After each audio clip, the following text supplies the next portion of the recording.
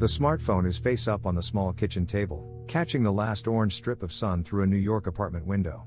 His thumb keeps finding the glass before his mind admits what it is doing. One swipe. No notification. Another swipe.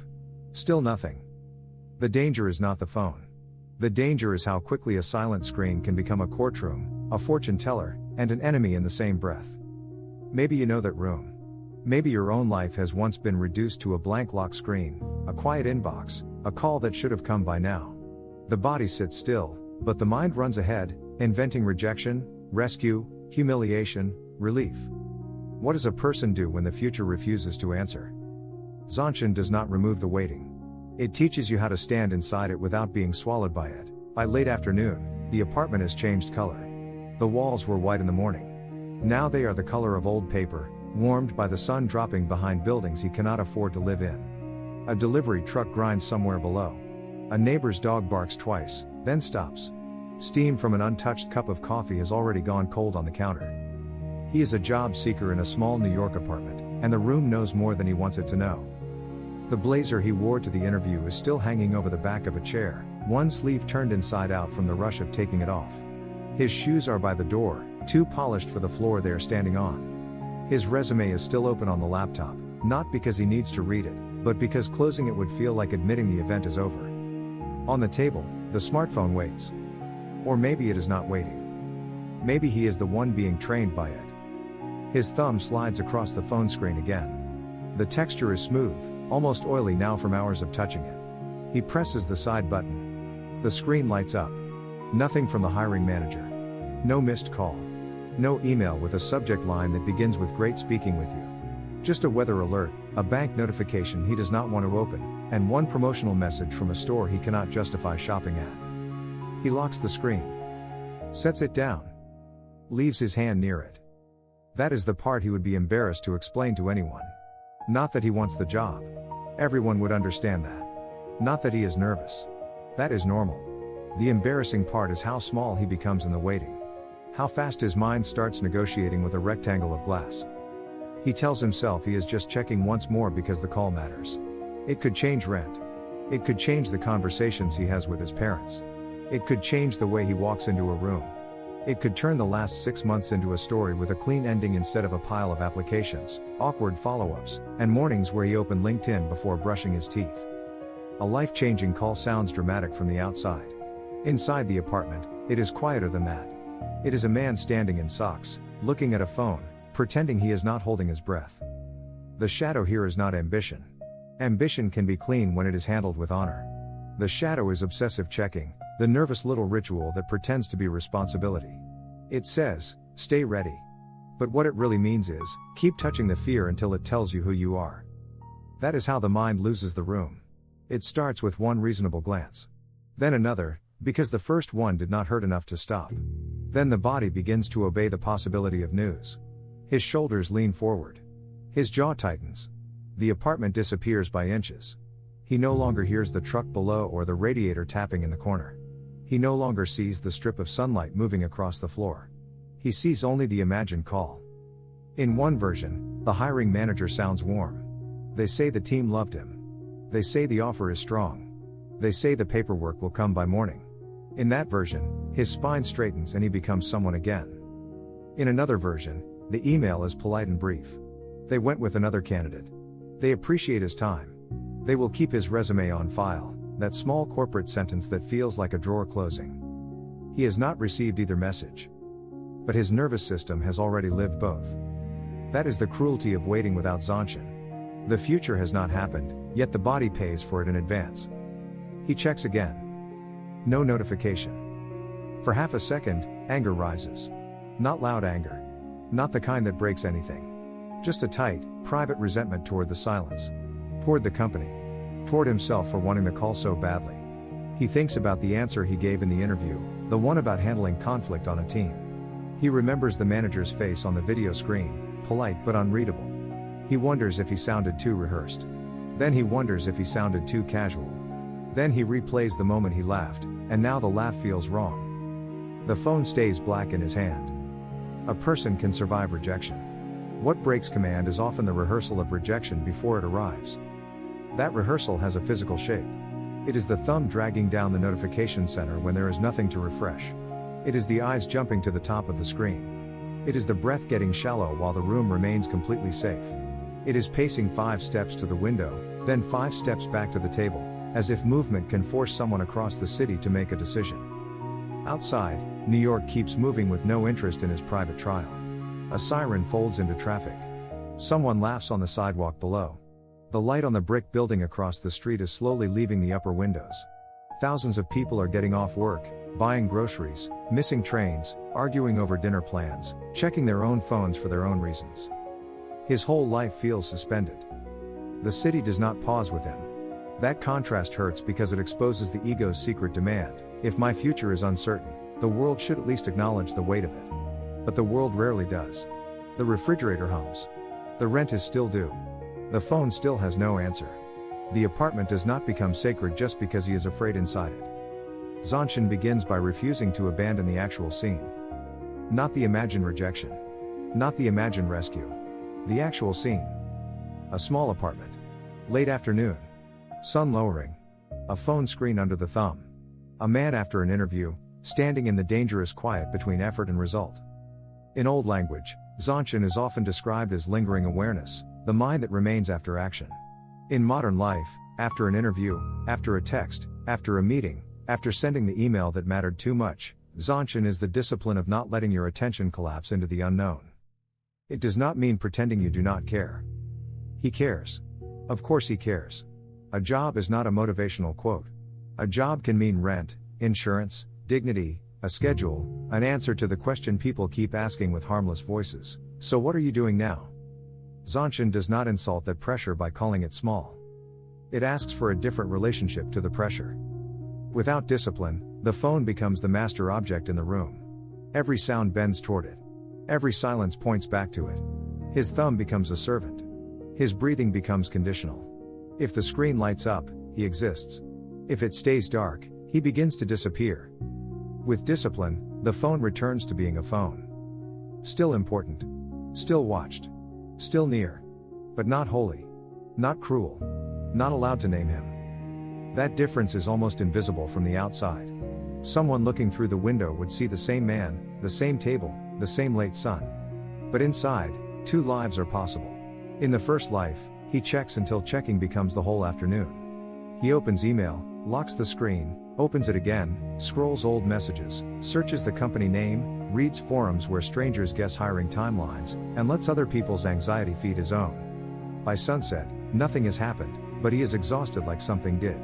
He has not rested. He has not prepared. He has not eaten. He has only circled the silence. In the second life, he still wants the call. He still feels the pull. His hand still moves before he fully catches it. But somewhere between the thumb and the glass, awareness interrupts the habit. He notices the texture of the phone screen. He notices the exact pressure of his grip. He notices that his shoulders are up near his ears. He notices the sun has shifted from the table to the floor. That noticing is not dramatic. It will not trend. It will not impress the hiring manager. But it is the first return of command. The art of waiting is not passive. Most people think waiting means doing nothing, so they fill the nothing with mental noise. They refresh, predict, bargain, rehearse, and call it being prepared. But real waiting has posture. It has restraint. It has a way of holding attention without squeezing the life out of it. The job seeker does not need to become indifferent.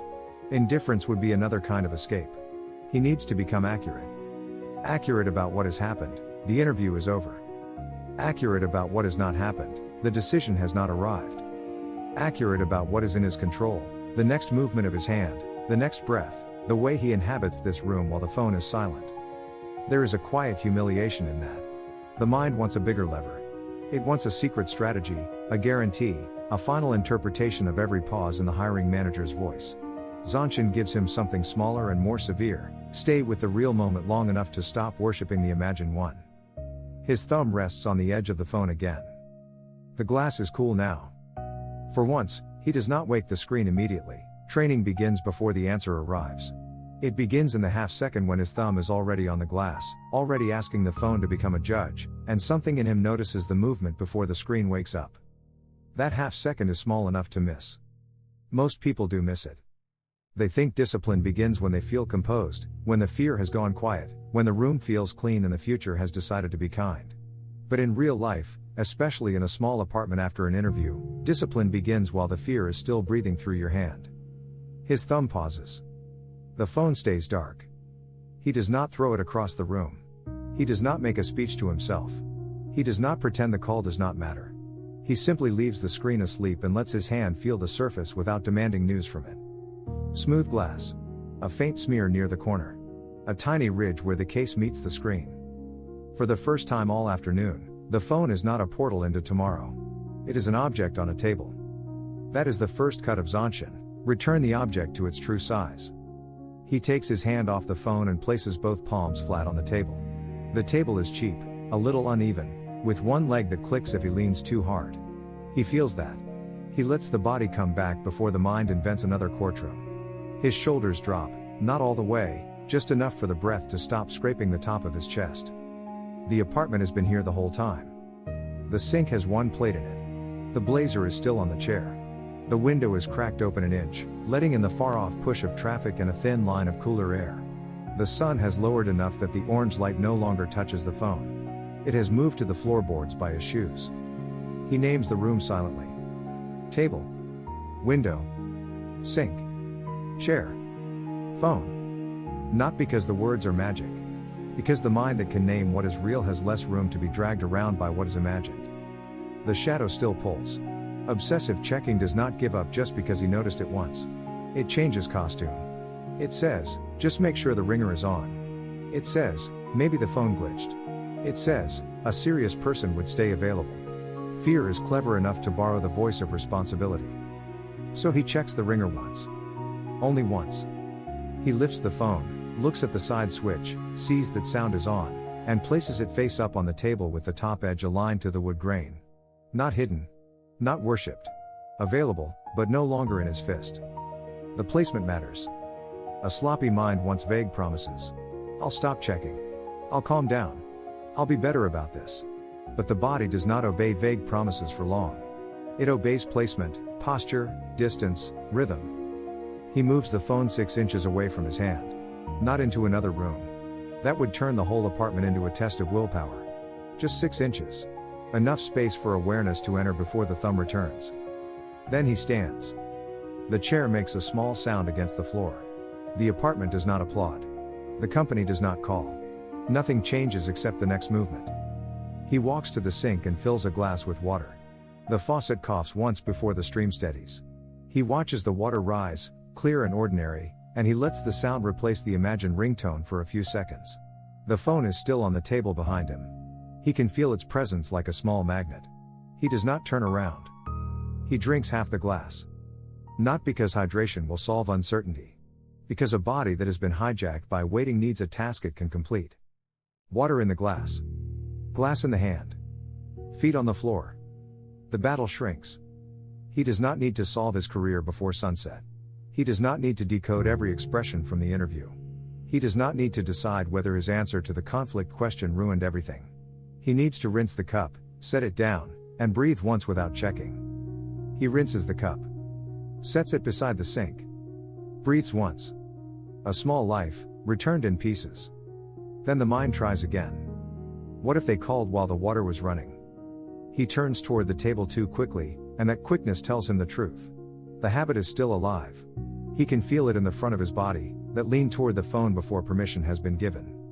So he stops with one hand on the back of the chair. He lets the wanting be there. That is important. Zanshin is not a cold room where desire is banned. He wants the job. He wants the call. He wants the relief of hearing a human voice say, "We'd like to move forward." If he lies about that, the lie will become another form of tension. He says it plainly in his own mind. I want the call. Then he adds the line that returns command. But I do not have to trade the whole room for it. His hand stays on the chair. The wood is warmer than the phone. Slightly rough near the top where the finish has worn down. He presses his thumb there instead of reaching for the screen. The same thumb that spent the afternoon begging the glass for an answer now studies a nick in a kitchen chair. That is how training looks from the outside, almost foolishly small. But the nervous system learns through small proof. He sits down again, but not in the collapsed posture from before. He puts both feet flat. He draws the laptop toward him and closes the resume tab. Not because the interview is meaningless, but because the interview is complete. There is a dignity in ending what is ended. Then he opens a blank note. For a moment, the old reflex wants to turn the note into panic dressed as productivity. Draft a desperate follow-up. Rewrite his resume. Search for every employee at the company. Chase another little spark of control. He does not. He writes 3 lines. What happened? I finished the interview. What is unknown? I do not have the decision yet. What is next? I will check the phone at 6 o'clock. The clock in the corner says 5:37. 23 minutes. That is long enough for the shadow to complain. Short enough for the body to believe the agreement. He places the phone beside the note, still face up, still silent. Then he turns it so the screen points away from him at a slight angle. He can hear it if it rings. He can see it if it lights. But it is no longer centered like an altar. Now comes the harder part, filling the waiting without fleeing it. He does not drown it in noise. He does not open 5 apps to anesthetize the room. He chooses one ordinary action that belongs to the apartment and can be finished before 6 o'clock. He folds the blazer. Slowly. One sleeve first, smoothing the wrinkle near the cuff. Then the other. He checks the collar where a thin line of sweat has dried from walking home too fast after the interview. The blazer is not a costume anymore. It is cloth. It carried him through the meeting. Now it gets returned to order. As he folds, the mind throws up another image, the hiring manager smiling politely, maybe too politely. His hand tightens on the fabric. He notices. He loosens the grip. That is another repetition. Not a grand victory. A repetition. Notice the pull. Loosen the hand. Return to the sleeve. The phone remains silent. At 5:45, he hears a buzz. His whole body moves before he does. Chest tight. Eyes sharp. Thumb ready. But the sound came from upstairs. Someone else's phone. Someone else's life receiving some other message. He almost laughs, but it comes out as a breath through the nose. That false alarm could have owned him. 10 minutes ago, it would have sent him back into the loop. Wake the screen. Refresh email. Search meaning. Repeat until the sun is gone. Now he feels the wave and lets it pass through the body without becoming an order. The discipline is not that he never reacts. The discipline is that reaction no longer gets the keys. He looks at the phone once, without touching it. Still dark. Then back to the blazer. At 5:52, the apartment is quieter. Not peaceful exactly. The pressure is still there, sitting in the room like another person. But the pressure is not driving every movement. The job seeker has made a small ritual out of the wait, phone placed, room named, body grounded, one true check scheduled, one ordinary task completed with attention. This is the art of waiting under Zanshin. You do not leave the battlefield of uncertainty. You stop letting uncertainty choose your posture. At 6 o'clock, he checks the phone. One deliberate press. No missed call. No email. The familiar drop happens in his stomach. He feels it. He does not decorate it. He does not argue with it. Then he locks the screen, sets the phone back in its place, and writes the next time beneath the first. 6:30. The sun is almost gone now.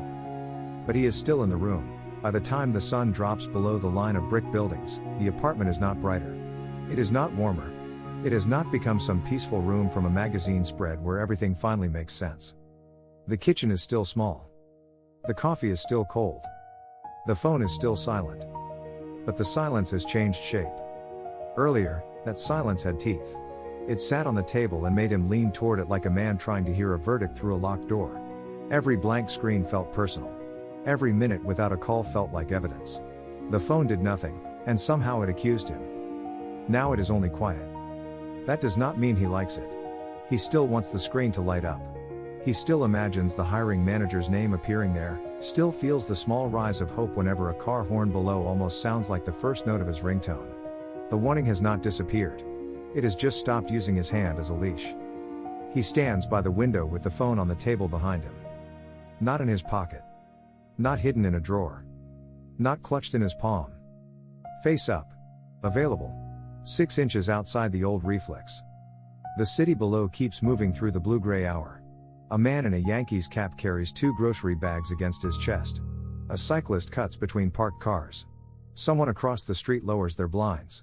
Windows begin to glow one by one, small squares of other people's evenings. Their lives continue without knowing his is paused. Before, that would have made him feel abandoned. Now it makes the room more honest. The world is not cruel because it does not stop for your uncertainty. It is simply moving. And if you learn to stand inside that movement without begging it to confirm you, something in you becomes less easy to steal. He turns from the window and looks at the table. The smartphone catches a faint reflection from the ceiling light. The screen is black, but no longer endless. He can see a fingerprint near the bottom edge where his thumb had dragged too many times. There is something almost embarrassing about that mark. Not shameful. Just human. Proof that the body tried to bargain with glass. He takes the phone in his hand. For a second, the old current returns. Check it. Maybe now. Maybe there is something. Maybe you missed it. His thumb hovers over the screen. The texture is familiar, smooth under the pad of his thumb, a little warmer now from the apartment air. He notices the urge before he obeys it. That is the difference. He presses the button once. No missed call. No email. The drop still comes. It lands low in his stomach, the same place it landed at 5:37, at 6 o'clock, at every other small failure of the screen to become what he wanted. He does not pretend the drop is wisdom. It is disappointment, plain and physical. A little hollow.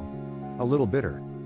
He sets the phone down. Then he does something he had not done all afternoon. He makes dinner. Nothing impressive. Eggs, toast, a handful of spinach from a plastic container that is close to giving up. The kind of meal people make when rent is real and energy is limited and the day has already taken more than it should have. The pan clicks on the burner. The refrigerator door sticks for a second before opening. The egg cracks slightly off center and a bit of shell falls in. He fishes it out with the corner of the eggshell, slow enough to notice his hand. The apartment fills with the small sound of cooking, the hiss of butter, the scrape of a spatula against the pan. The phone sits on the table. Silent. Still important. Not central. That is the transformation. No music swells. No answer arrives to reward him for becoming calm. The company has not called. The future has not stepped forward with clean paperwork and a salary number. But he has taken back the evening from the loop that wanted to eat it whole. A few hours ago, his body belonged to every imagined outcome. Now his body belongs, at least partly, to the room. He plates the food and sits at the table where the phone still waits. He does not move it away. He lets it remain in view because discipline that only works when temptation is hidden is still young. The screen is there. His thumb is there. The silence is there. He takes a bite. Chews. Swallows. For a moment, he thinks about the interview again. The question about conflict. The pause before he answered. The way the manager nodded, once, without giving much away. The old analysis starts to assemble itself, piece by piece, like a machine waking up. He could feed it. Instead, he puts the fork down and places his thumb against the side of the phone case without turning it on. Just contact. Just texture. The screen under the thumb is no longer a demand. It is a bell of awareness. A reminder to return before the mind runs off with his name. He looks around the apartment. Chair. Window. Sink.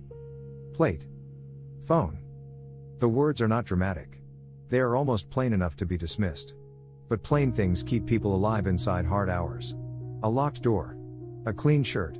A glass of water. A phone placed down with care instead of gripped like a verdict. At 6:30, he checks again. Still nothing. This time, the disappointment does not spread through the whole room. It stays where it belongs. One feeling. One moment. One unanswered phone. He writes 7:15 beneath the last check time. Then he opens the laptop, not to hunt for the company, not to punish himself with other candidates' success stories, not to scroll until his mind becomes raw. He opens the document where he tracks applications and writes one clean line about the interview. Interview completed. Follow up tomorrow if no response. That is all. No desperate paragraph. No prediction. No story. He closes the laptop. The apartment settles. The last outside light is gone now, and the ceiling lamp makes the table look smaller than it did before. The phone is still there, but it no longer owns the center of the scene. The center has moved back into him. Not perfectly. When a buzz comes from the hallway, his eyes still jump. When an email notification appears from some unrelated company, his pulse still lifts before he reads it. When the screen goes black again, Part of him still feels the ache of not knowing. But the ache does not command the next movement. That is how real change often looks. Not like becoming fearless. Not like rising above desire. More like cooking dinner while afraid. Folding the blazer while uncertain. Checking at the time you chose instead of every time fear taps your shoulder. Letting the phone be close without letting it become your master. The job may come. It may not. By tomorrow, he may be celebrating, or sending another application, or sitting with the sting of a polite rejection. Zanshin does not promise control over that. It gives him something harder and more useful, the ability to remain present after effort, before outcome, inside the silence where most people abandon themselves. He picks up the phone one last time before placing it on the nightstand. The screen is cool under his thumb. It has no answer for him. And for the first time all afternoon, that does not mean he has no ground. Waiting becomes training when silence no longer decides who holds command. The phone may still be silent tonight. That is the hard part. No lesson worth keeping can promise that the call comes when you finally calm down. The job seeker may wake tomorrow to good news, or to a polite email, or to another day of waiting. But the deeper question is not whether the screen lights up. It is whether your life disappears when it does not. You may have your own version of that table, a job application, a text left unread, a bank account you keep opening, an answer someone else controls. The training is the same. Feel the pull. Notice the thumb. Name the room. Choose the next honest action. If this spoke to you, stay with samurai discipline. When the phone is silent, command belongs to the person who can remain present without asking the screen to name him.